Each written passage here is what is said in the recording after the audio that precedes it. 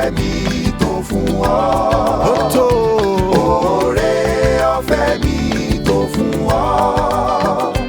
Oore ọ̀fẹ́ tí kò lẹ́gbẹ́. Oore ọ̀fẹ́ mi tó fún ọ.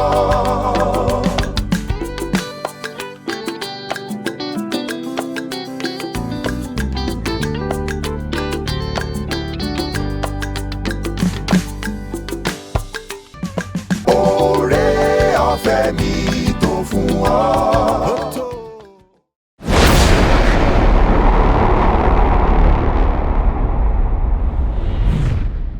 Ẹ káàbọ̀ sí ìkànnì agbára yìí, ìkànnì tí a ti ń ṣe ìpolongo ìtẹ̀síwájú ìjọba ọ̀run àti ìyìnrere Jésù Kristi Olúwa wa.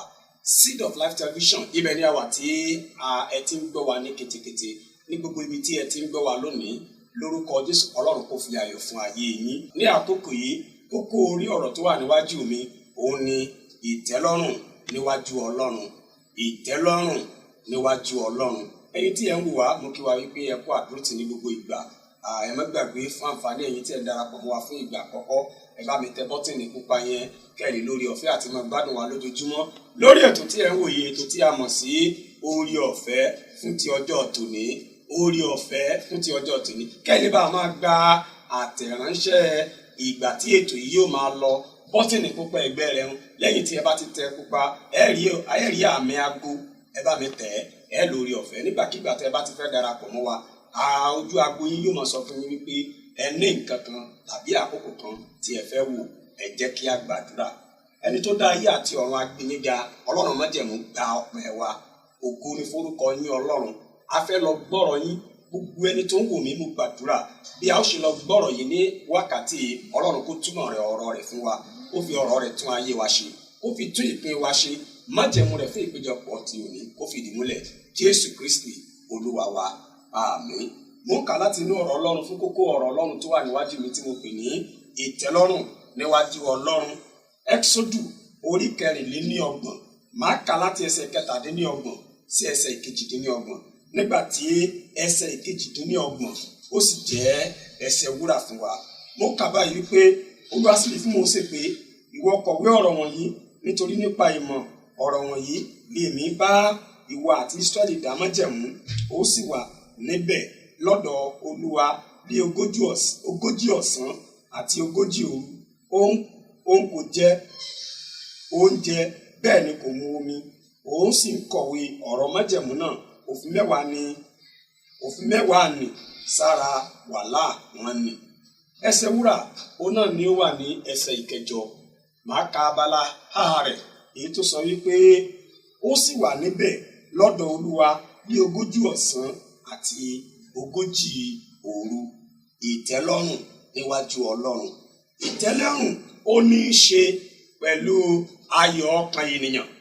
Ìtẹ́lọ́rùn ó ní í ṣe pẹ̀lú ayọ̀ ọkàn ènìyàn. Èyí tó túmọ̀ sí wípé a ò lè sọ̀rọ̀ ìtẹ́lọ́rùn láì mẹ́nuba ohun tí a ó pè ní ayọ̀ ọkàn tàbí ohun tí a lè pè ní ìfọkàntán tàbí ìfọkàngbà ní àkótán. Èyí túmọ̀ sí pé Ọlọ́run máa pe Mósè, ó lóun fẹ́ bẹ̀ níṣẹ́. Ó máa ń bà mí lẹ́rù nígbà tí a bá pe ènìyàn nínú ìjọ tàbí ní àwùjọ wípé a fẹ́ gbé iṣẹ́ báyìí fún ọ. Nínú ìjọ a máa ní èmi ò máa ráàyè, kí ni ọ̀tá sọ fún yín pé mo ráàyè. Wo bí ó túmọ̀ sí pé o ò ní tẹ́ lọ́rùn. Kò dẹ̀ sí nǹkan tó yẹ kó tẹ́yàn lọ́rùn nínú ayé ju iṣẹ́ Olúwa lọ. Kò sí nǹkan tó yẹ kó tẹ́yàn lọ́rùn ju ohun tí Ọlọ́run yóò kó léèyàn ní ìkáwọ́ lọ, tàbí ohun tí a lè pè ní ohun tí Ọlọ́run bá pinnu láti ṣe fún ayé ènìyàn. Àwọn bàbá wa máa ń pòwe kan wípé téèyàn bá ti gba kádàrá, òdòrò ni ó gbà. Onígbèsè tí ò bá gba ẹ̀mí, tí ò bá gbẹ̀mí, ó túmọ̀ sí wípé ẹ̀mí lókù tó fẹ́ gbà. Téèyàn ò bá ti ní ìtẹ́lọ́rùn, ó kùnà nínú gbogbo. Ó ń gbọ́ mi láàárọ̀ yìí. Ohunkóhun tó bá ń ṣe lọ́wọ́lọ́wọ́ tó bá ti jẹmọ́ wípé orí àpẹẹrẹ wípé ọkàn rẹ̀ ń takò, kíyèsára.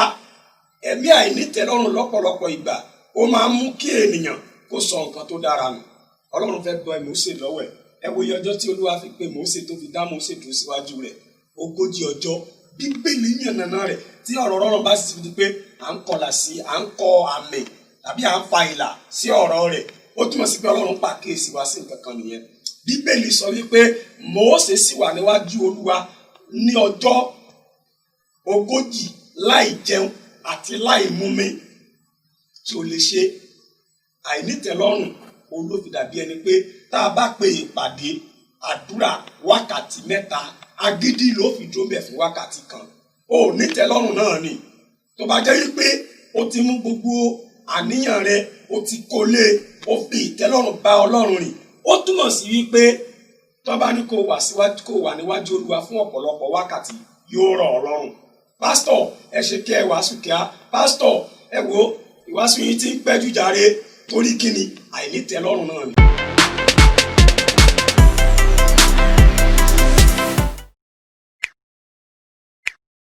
Bíbélì sọ wípé ẹ wá ìjọba Ọlọ́run àti òdodo rẹ̀, ó ní gbogbo nǹkan yòókù a ó fi kún fún un. Ààyè tó wà lẹ́nu it is not kì í ṣe ààyè tó permanent fún ẹ, ààyè tí ìṣínípò padà gbọ́dọ̀ wà fún ni. Ṣùgbọ́n tó o bá ti ní ìtẹ́lọ́rùn láti mọ kí ló kàn fún ayé rẹ, ó ṣeé ṣe kó kàn máa rìn láì ní ipa, ó ṣeé ṣe kó máa gbé ìgbé ayé láláì ní ohun tí òyìnbó ń pè ní focus. Mósè mọ nǹkan tó ń ṣe. Lọ́gán tí Mósè kíyèsí wípé Ọlọ́run fẹ́ bẹ̀ òun níṣẹ́, lọ́gán yẹn náà ni Mósè ti bẹ̀rẹ̀ sí ní gbọ́rọ̀, ní gbogbo ti bẹ̀rẹ̀ sí ní tẹ́ Mósè lọ́rùn. Kò sí nǹkan tí Ọlọ́run ṣe fún Mósè tí ó gbọ́. Kò sí nǹkan tí Ọlọ́run ṣe fún Mósè tí Mósè ò faragbà. Mósè ní ìfaradà. Àìkọ́ àkọ́kọ́ tí mo fẹ́ kí a kọ́ lára Mósè nìyẹn. Mósè wà níwájú Olúwa fún ojúṣe pàtàkì. Kò sì kùn. Nǹkan mìíràn gẹ́gẹ́ bí onígbàgbọ́ tàbí gẹ́gẹ́ bí ọmọ Ọlọ́run tó ń gbọ́ mi láàárọ̀ yìí, ó ní wípé bí ènìyàn bá ti ní ìtẹ́lọ́rùn kò ní máa kùn. Á jẹ́ wípé gbogbo nǹkan tó bá ti ṣe fún un, kódà bẹ́ẹ̀ rẹ jẹ yóò tẹ́ lọ́rùn, bẹ́ẹ̀ ṣe ń tó tọ́ yóò tẹ́ lọ́rùn, bẹ́ẹ̀ ṣe ń tó tọ́ yóò tẹ́ lọ́rùn. Mósè ò kùn. Lọ́gán tá a pa á láṣẹ fún Mósè pé ó yá mú gègé kọ àwọn nǹkan wọ̀nyí sílẹ̀. Mósè ó dẹ̀ dúró níwájú Ọlọ́run fún ọ̀pọ̀lọpọ̀ ọdún, ó dẹ̀ ṣe àṣeyọrí. Ṣé wọn náà lè farabalẹ̀? Ẹ jẹ́ ká lọ wo kí ni ọ̀rọ̀ Ọlọ́run sọ nínú ìwé Tímótì kìíní orí 6. Ọ̀rọ̀ Ọlọ́run bá wa sọ nǹkan kan nípa ìtẹ́lọ́rùn nínú ìwé Tímótì kìíní orí 6, máa kà láti ẹsẹ̀ 6. Ó sọ wípé ṣùgbọ́n ìwà bí Ọlọ́run pẹ̀lú ìtẹ́lọ́rùn èrè ńlá ni, nítorí a kò mú nǹkan wá sí ayé, bẹ́ẹ̀ ni a kò sì lè mú ohunkóhun jáde lọ. Bí àwa bá sì ní oúnjẹ àti aṣọ ìwọ̀nyí yóò tẹ́ wa lọ́rùn. Ṣùgbọ́n àwọn tí fẹ́ di ọlọ́rọ̀ a máa bọ́ sínú ìdánwò àti ìdẹ̀kùn àti sínú wèrè ìfẹ́kùfẹ́ pípọ̀ tí ń panilára, irú èyí tí máa ń rí ènìyàn sínú ìparun àti ègbé. Ẹnikẹ́ni tí kò bá ti ní ìtẹ́lọ́rùn yóò máa lé tí ó yẹ kó lé, yóò máa sẹ́rìn nǹkan tí ó yẹ kó sá. Nípa èyí Bíbélì sọ fún wa pé irú àwọn ẹni bẹ́ẹ̀ a máa bọ́ sínú ìgbèkùn, wọ́n á bọ́ sínú ìparun, wọ́n á wá padà ṣègbé.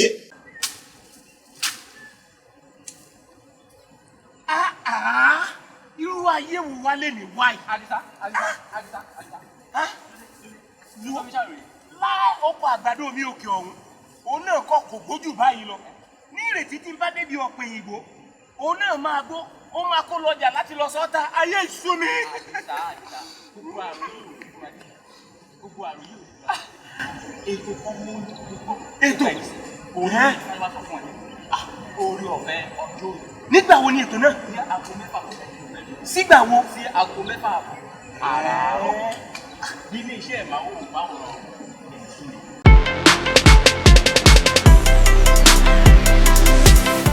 Ẹnìkan náà gbọ́ mi ní wákàtí yìí, ohun tó nílò náà ni ìtẹ́lọ́rùn.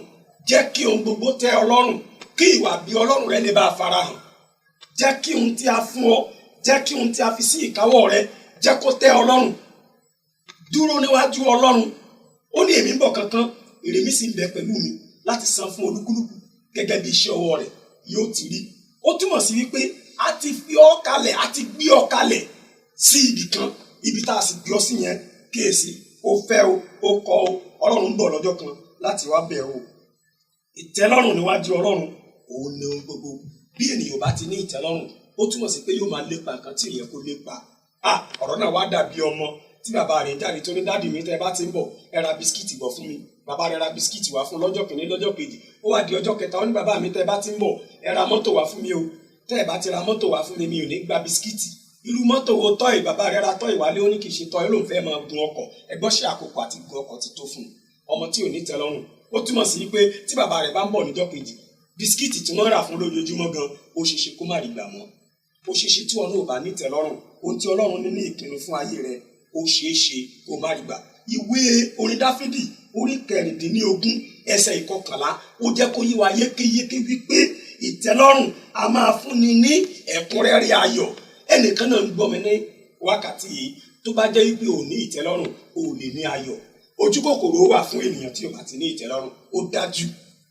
Ojú kòkòrò yóò wà fún ẹnikẹ́ni tí ó bá jẹ́ pé ohun tí Ọlọ́run bá ṣe fún kò tó a máa dúró nídúró wípé gbogbo nǹkan tó wà láyìíká rẹ̀ àfi kó jẹ́ ti ẹnìkan ṣoṣo.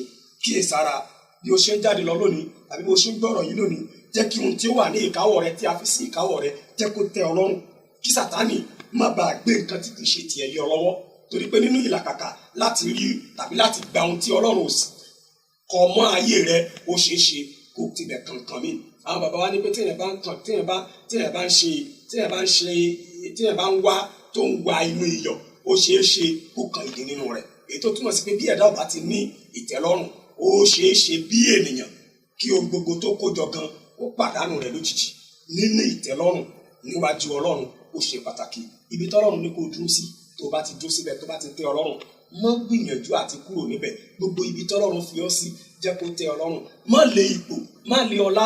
Àwọn bàbá wa sọ wípé kúrò lọ́nà kí n kọjá kí náà sọ bẹ́ẹ̀ kò ṣe àkókò ènìyàn tí ì tó ni. Tó bá ní ìtẹ́lọ́rùn ìwọ̀nba ló máa lé ohun gbogbo ìwọ̀nba ló sáré ohun gbogbo mọ́. Mo gbàdúrà bó ṣe gbọ́ mi ní wákàtí yìí lórúkọ Jésù Kristi ti Násárẹ́tì bó ṣe ń pinnu láti ní ìtẹ́lọ́rùn níwájú ènìyàn àti níwájú Ọlọ́run ohun gbogbo tó nílò Ọlọ́run yóò yọ̀ǹda rẹ̀ fún ọ.